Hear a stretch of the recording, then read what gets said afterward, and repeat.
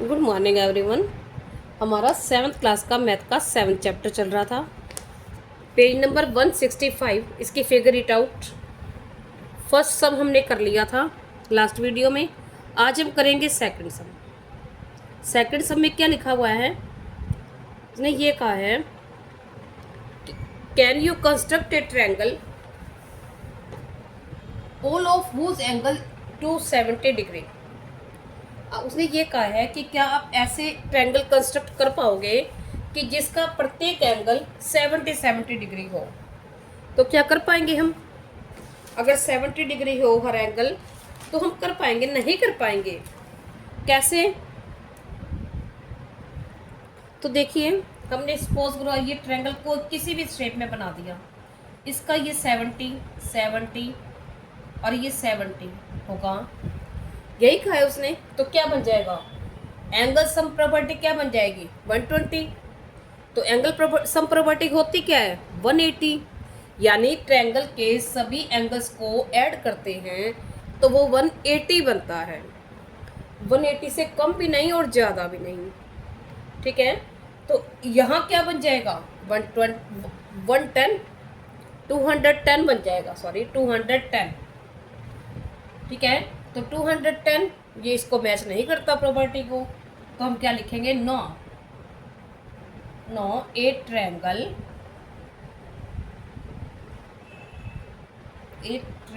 whose all angles are 270 degree is not possible। जिसके सभी angle 70 degree हों तो वो पॉसिबल नहीं है। बिकॉज क्यों? क्योंकि इन दैट केस, उस केस में क्या होगा? In that case the sum of all angles will be 70 plus 70 plus 70 is equal to 210 degree. ठीक है, विच इज नॉट पॉसिबल, जो कि पॉसिबल नहीं है। विच इज नॉट पॉसिबल, ठीक है, जो पॉसिबल नहीं है। ठीक है ना? तो हमें ये हमारा आंसर है। आप रफली ट्रायंगल बना के भी साथ में शो कर सकते हैं। ठीक है, अब इसी का सेकंड पार्ट है, इसी सब का सेकंड पार्ट है। उसने ये कहा है सेकंड पार्ट में, if two of the angles are 70 degree, if two of the angles are, book में दिख नहीं रहा शायद, if two of the angles are 70 degree what would the third angle be। उसने ये कहा है कि जो टू एंगल हैं वो 70 डिग्री हैं, तो थर्ड एंगल क्या होगा? ठीक है, तो अब हमें ये बताना है थर्ड एंगल। टू एंगल्स कौन कौन सी होंगे? 70 पहले तो उसने ये कहा ना कि अगर हर एंगल यानी तीनों ही 70 के हों। ठीक है, तो अब उसने ये कह दिया किसी भी तरह का, यहाँ ले लिया 70 और ये भी 70, तो ये कितना होगा? ठीक है, यहाँ इधर का भी बता सकते हो, कोई भी ले सकते हो। टू एंगल्स दिए हुए हैं कोई भी। ठीक है, तो क्या करेंगे? If all the angles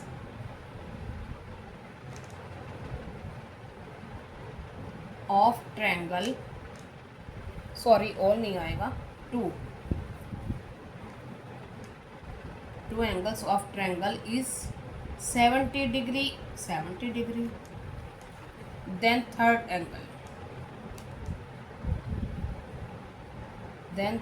angle is equal to, अब थर्ड एंगल हमें बताना है। तो देखो, इसको हम दोनों ही तरह से कर सकते हैं।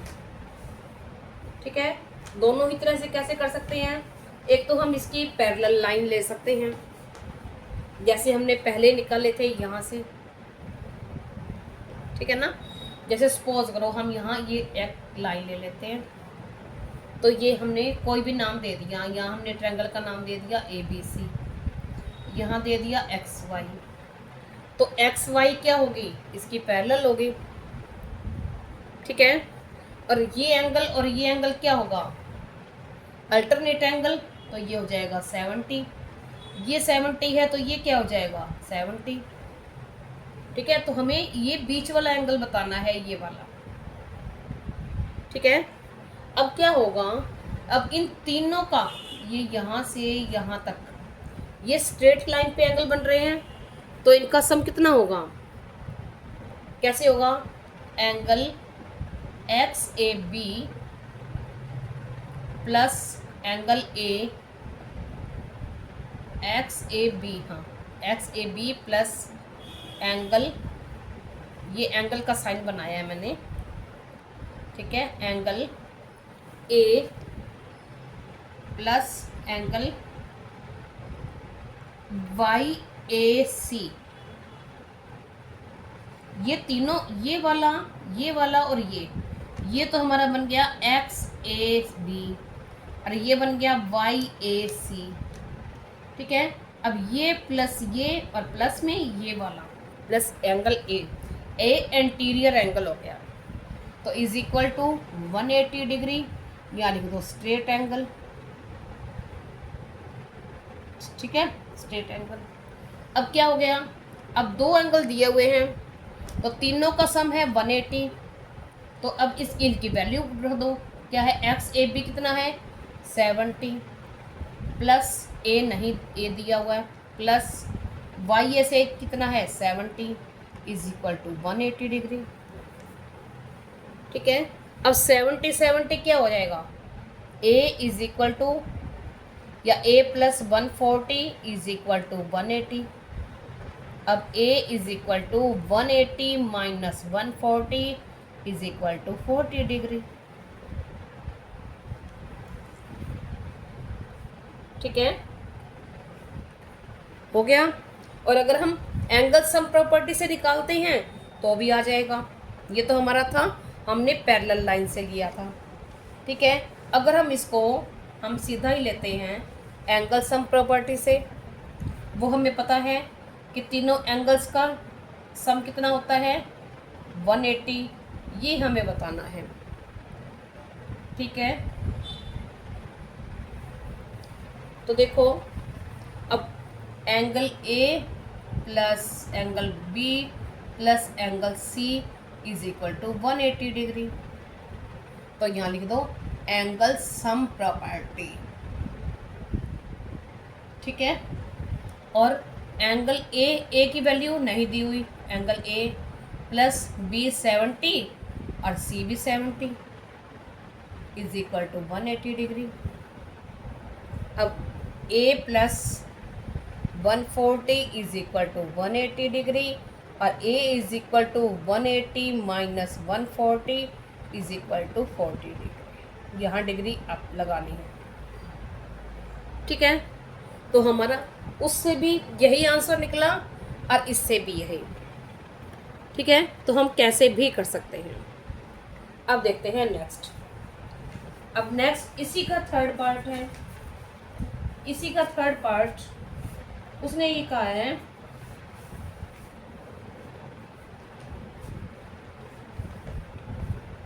इसके ये टू ही पार्ट थे, उसने ये कहा था कि थर्ड एंगल फाइंड आउट भी करना है और इसको एक्सप्लोर भी करना है, तो हमने ये कर दिया। हमारी ये फिगर आउट थी, फिगर इट आउट, ये हमारी कंप्लीट हो गई। सॉरी, 2 सम हो गए। अब इसका थर्ड सम है। थर्ड सम में क्या कहा है उसने, एक ये ट्रायंगल बना हुआ है, ठीक है, उसने ये कह दिया ए बी सी, ए दिया हुआ है 50 डिग्री, ठीक है, और angle B is equal to angle C, ये दोनों से एंगल हैं वो इक्वल हैं। ठीक है, तो बी और सी की वैल्यू निकालनी है। फाइंड एंगल बी और एंगल सी, एंड आएगा बी एंड सी, बी और सी की वैल्यू निकालनी है। ठीक है, अब एंगल सम प्रॉपर्टी से हम सीधा कर सकते हैं। क्या करेंगे, angle A plus angle B plus angle C is equal to 180 degree. तो हम यहाँ लिख देंगे एंगल सम प्रॉपर्टी। ठीक है, ये पता ही है कि तीनों एंगल्स की जो सम होता है वो 180 डिग्री होता है। तो एंगल ए की जगह हम इसकी वैल्यू रख देंगे 50 plus angle B plus C is equal to 180। अब angle B plus angle C is equal to 180 minus 50। जब हम इसको इधर लेके जाते हैं तो चेंज हो जाते हैं साइन, तो क्या आ जाएगा 130। ठीक है, तो एंगल अगर ये इक्वल है तो हम इसको बी रख सकते हैं। ठीक है, बी रख सकते हैं ना इसको। तो angle B plus angle B is equal to 130। Angle 2B is equal to 130 ऐसे आ जाएगा। और angle B is equal to 130/2।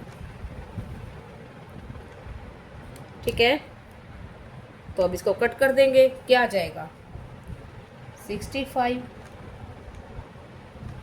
यानी एंगल B 65। ठीक है, then angle C is equal to also 65। It is given, ये दिया हुआ है। ठीक है, तो हमें ये 65 और ये भी 65, अगर हम इनकी वैल्यू निकाल के देखें 65 प्लस 65 प्लस 50 तो क्या निकलता है, इन दोनों को ऐड करेंगे 130 प्लस 50 180 आ गया। ठीक है, ये तो हमारा हो गया एंगल सम प्रॉपर्टी के अकॉर्डिंग। और अगर हम पैरेलल लाइन से लें तो भी ऐसा ही रहेगा। ठीक है ना, जैसे हमने पहले ही निकाला था। ऐसे क्या करेंगे, हम यहाँ से ऐसे पैरेलल लाइन ले लेंगे। ठीक है, हमने ये लाइन ले ली। अब लाइन लेने के बाद क्या होगा हमारा, हमने ये एंगल दिया नहीं हुआ। ठीक है, तो इसको चक्कर में पड़ने की ज़रूरत नहीं है। ठीक है ना, इसको सीधा ही कर सकते हैं हम, पैरेलल लाइन से करने की ज़रूरत नहीं है, सीधा ही कर दो। इसमें उसने लिखा भी नहीं है। अगर हम यहाँ लेंगे, आप यहाँ लोगे, कंफ्यूज होगे। ठीक है ना, उसने ये ऐसा कहा भी नहीं कि पैरेलल लाइन लेके ही करना है। ठीक है, तो हम अगर वैसे लेना चाहें तो ले भी सकते हैं। मैं आपको बता भी देती हूँ, जैसे मैंने लिख दिया MN का, इसका नाम दे दिया MN लाइन का। ठीक है, एक पैरेलल लाइन ले ली टॉप से, तो मैंने लिख दिया MN। ये जो साइन होता है ये होता है पैरेलल का, यानी ये BC की पैरेलल है MN लाइन। ठीक है, तो क्या होगा एंगल, इसलिए क्या होगा, therefore angle MAB is equal to angle B। ठीक है, अब क्या है, और NAC angle NAC is equal to angle C। ये वाला जो एंगल है BC के एंगल इक्वल होगा। ठीक है, और बीच वाला एंगल हमें दिया ही हुआ है। अब उसने क्या कहा है, अब अगर हम इन दोनों को करें तो क्या करें, एंगल M, हमने M लिया है, MAB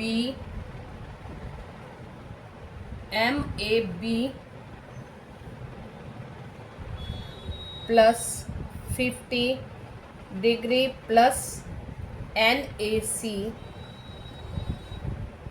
is equal to 180 degree. Straight line, straight angle लिख सकते हैं। ठीक है, अब क्या है, अब इसकी जगह हम क्या लिख सकते हैं, एंगल B लिख सकते हैं। तो angle B plus 50 degree plus इसकी जगह ये था, इसकी जगह ये होगा angle C is equal to 180 degree. और angle B plus angle C is equal to 180 minus 50 is equal to 130। ठीक है, ऐसे ही जैसे पहले किया था वही का वही आंसर आ जाएगा। अब क्या है, बिकॉज ये देयरफॉर का साइन होता है, because angle B is equal to angle C given, ये दिया हुआ है तो हम इन दोनों को क्या लिख लेंगे, बी लिख लेंगे। इसलिए angle B plus B is equal to 130। C की जगह हमने बी लिख लिया क्योंकि इक्वली एक ही बात है, ठीक है ना। तो क्या हो जाएगा, 2b is equal to 130, angle B is equal to 130 by में 265, वही आ गया। ठीक है, आप दोनों ही तरह से कर सकते हो, इसमें बिल्कुल सिंपल है, कुछ नहीं है। आगे नेक्स्ट दिया हुआ है, नेक्स्ट उसने ये कहा है, अब आगे उसने कहा है angle sum property, what can we say about the sum of angles of any triangle. हम जो एंगल ट्रायंगल के सभी एंगल्स के जोड़ के बारे में, सम के बारे में क्या कह सकते हैं। Consider a triangle ABC to find the sum of its angles, we can use the same method of drawing a line parallel to the base, construct a line through A and that is parallel to B C. उसने ये कहा है कि जैसे हमने parallel line ली है, वह एक ट्रायंगल कंस्ट्रक्ट करो और फिर उसके एंगल, मतलब ऐसे ही एक पैरेलल लाइन लो। अब ये पैरेलल लाइन ले ली, ठीक है, we need to find angle A, ये angle A plus angle B plus angle C is equal to 180 degree, हमें ये फाइंड करना है। ठीक है, उसके बाद उसने क्या कहा है, we know that angle B is equal to, अब बी वाला क्या कहा है उसने, इसके इक्वल है, अब ये इसके इक्वल है। ठीक है, तो then angle X A B, मैं बोर्ड पे बताती हूँ आपको। उसने ये कहा था बुक में शायद आपको पता नहीं दिख रहा था या नहीं, तो मैंने बोर्ड पे ड्रॉ कर दिया। उसने ये कहा था कि ये एक ट्रायंगल कंस्ट्रक्ट करो और एक टॉप से उसकी पैरेलल लाइन लो। पैरेलल लाइन हमने ले ली, तो उसने ये कहा है कि इससे आप angle A plus B plus C, angle A plus angle B plus C is equal to 180 degree, ये फाइंड करना है हमें। ठीक है, तो 180 डिग्री ये फाइंड करना है, यानी एंगल सम प्रॉपर्टी 180 होती है। कैसे होती है हम चेक करेंगे। देखो, angle A is equal to angle ये वाला, सॉरी एंगल बी, ये एंगल बी है, angle B is equal to angle X A B. हम लिख देंगे angle B is equal to angle X A B. कौन सा एंगल है, अल्टरनेट एंगल।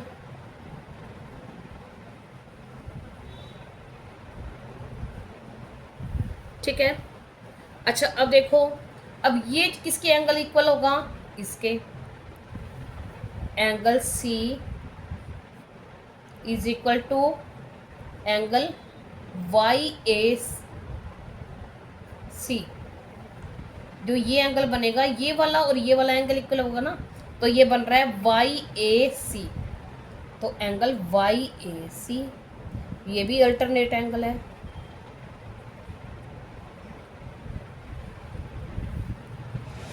ठीक है, अब हम क्या करेंगे, यानी ये और ये क्या होंगे इसके, सपोज करो मैंने यहाँ रख दिया एंगल 1, ये एंगल 2।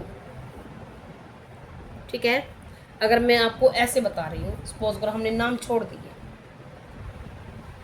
ठीक है, समझाने के लिए मैं आपको लिखना तो वैसे ही है पूरा नाम लेके।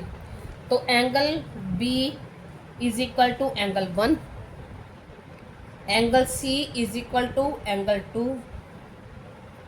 ठीक है, कौन से हैं, अल्टरनेट एंगल। आपको लिखना 1 2 नहीं है, ये सिर्फ मैं आपको समझाने के लिए कर रही हूँ। आपने पूरा नाम ही लिखना है, जैसे मैंने अभी आपको पहले लिख के बताया था। ठीक है, ऐसे आपके माइंड में आपको अच्छे से समझ आ जाएगी, मैं इसलिए लिख रही हूँ। Angle B is equal to angle 1, angle C is equal to angle 2। अब एंगल जो 3 होगा, इसको हम 3 ले ले, तो अब angle 1 plus angle 2 plus angle 3 is equal to 180 degree.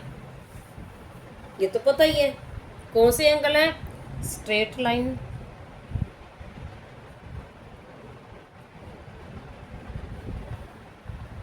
ठीक है, ये हो गया हमारा।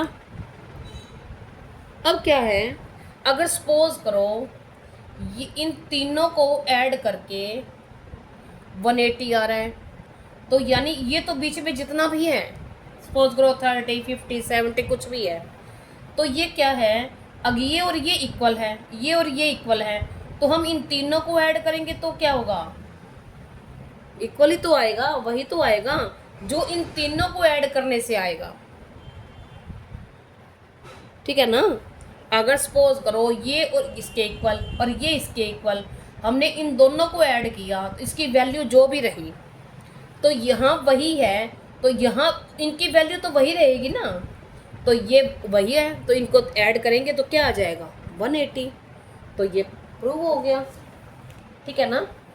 अगर हम कर लेते हैं, देखो कैसे करते हैं हम, मैं आपको लिख के बताएंगे आगे online.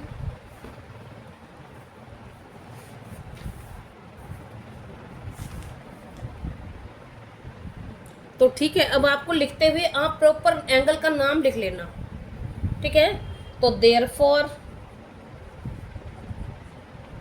The sum of angle property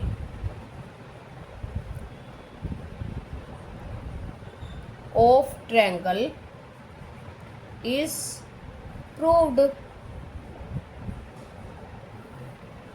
ठीक है, ये प्रूव हो चुकी है, हो गई ना। अब हम नेक्स्ट देखते हैं। अब आगे वो ये कह रहा है, take some time to reflect upon how we figured out the angle sum property. उन्होंने ये कहा है कि सम प्रॉपर्टी के बारे में थोड़ी देर सोचो। In the beginning the relationship between the third angle and the other two angles was not at clear. मतलब जो थर्ड एंगल था उसका स्टार्टिंग से बाकी दो एंगल से कोई रिलेशन साफ समझ नहीं आ रहा था। However, a simple idea drawing a line parallel to the base through the top vertex suddenly made the relationship obvious। तो उसने ये कहा कि हमने टॉप की जो वर्टेक्स था, जो कोना था, वहाँ से हमने एक लाइन ले ली, जब पैरेलल लाइन ली तो सिंपली हमें जो थर्ड एंगल का रिलेशन हमें पता चल गया। ठीक है, this ingenious idea can be found in a very influential book in the history of mathematics called the Elements। तो ये जो मतलब देसी आइडिया था, ये मैथ की एक बुक में, जो बहुत प्रभावशाली बुक है, उसमें एलिमेंट्स में दिया हुआ था। The book is attribute to the Greek mathematician Euclid who lived around 300 BC। वो 300 मतलब 300 BC में रहता था, BC में था, पैदा हुआ था। उसके लगभग एक ग्रीक मैथमेटिशियन गणितज्ञ ने, यूक्लिड ने इस बुक को लिखा था। This solution is yet another example of how creative thinking plays a की रोल इन द मैथमेटिक्स। अब जो ये क्रिएटिविटी है, ये एक मैथमेटिक्स में एक रोल प्ले करती है। There is convenient way. अब एक आसानी से एक और दिया हुआ है, एक पेज से, पेपर से।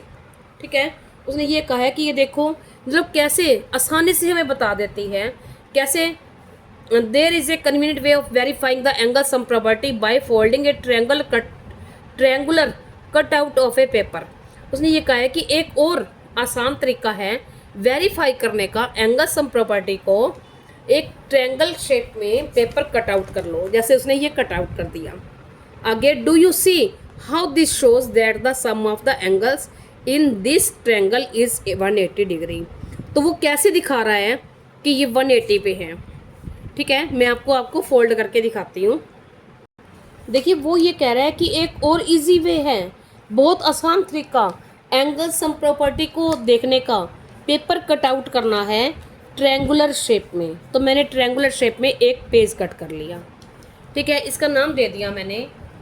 देखो, सपोज करो मैं यहाँ लिख रही हूँ, हम फोल्ड करेंगे ना, A बी और सी, ये पॉइंट के नाम दे दिए मैंने।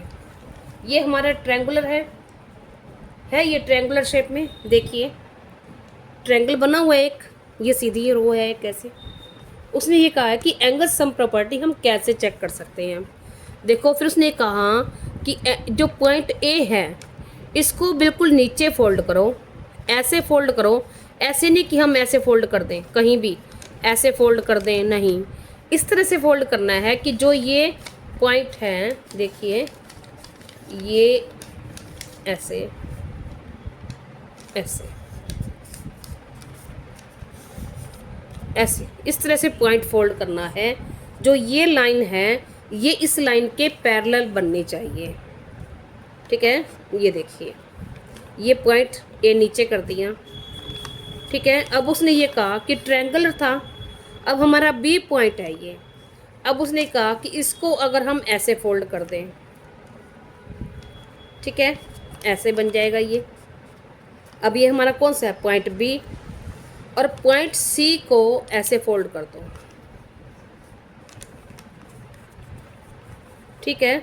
अब हम देखें तो ये तो हमारा था, ये हमारा सी पॉइंट, ये बी और ये ए है,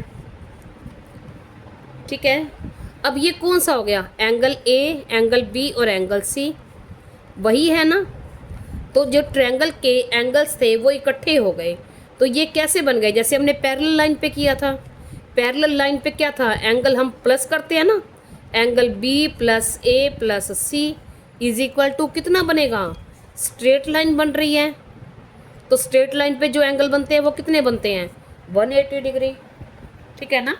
तो ये भी सम सम प्रॉपर्टी चेक करने का आसान सा तरीका है। आगे देखते हैं। आगे नेक्स्ट है हमारा एक्सटीरियर एंगल, ये हम नेक्स्ट वीडियो में करेंगे। Thank you.